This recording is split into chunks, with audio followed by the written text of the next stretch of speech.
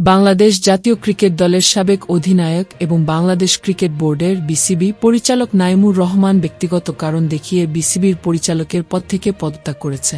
আজ বুধবার নিজেই সংবাদ মাধ্যমকে তার পদত্যাগের বিষয়টি জানা।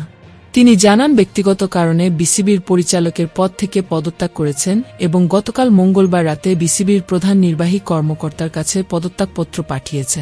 বিসিবি থেকে নাইমুরের পদত্যাগের ভেতর একটি বড় পরিবর্তন হিসেবে দেখা হচ্ছে। সম্প্রতি সরকার পরিবর্তনের পর নাজমুল হাসান পাপনের বোর্ডের নির্বাচিত পরিচালকদের মধ্যে তিনি প্রথম স্বেচ্ছায় পদত্যাগ করলেন। নাইমুরের পদত্যাগের আগে বিসিবির সভাপতি পদ থেকে নাজমুল হাসান এবং উইমেন্স উইং প্রধানের পদ থেকে শফিউল আলম চৌধুরী পদত্যাগ করলেও তারা পরিচালকের পদে বহাল ছিলেন। নাইমুরের রাজনৈতিক পরিচয়ও তার ক্রিকেট ক্যারিয়ারের বাইরে বিশাল একটি দিক। তিনি আওয়ামী লীগের রাজনীতির সঙ্গে দীর্ঘদিন ধরে যুক্ত ছিলেন এবং মানিকগঞ্জ এক আসন থেকে সংসদ সদস্য নির্বাচিত হন।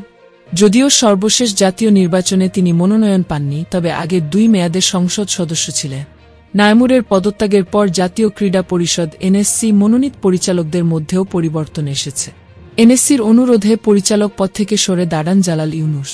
ফারুক আহমেদ এবং নাজমুল আবেদিনকে নতুন পরিচালক হিসেবে মনোনয়ন দিয়েছে এনএসসি এবং ফারুক বোর্ডের সভাপতি হিসেবে বিনা প্রতিদ্বন্দ্বিতায় নির্বাচিত হন।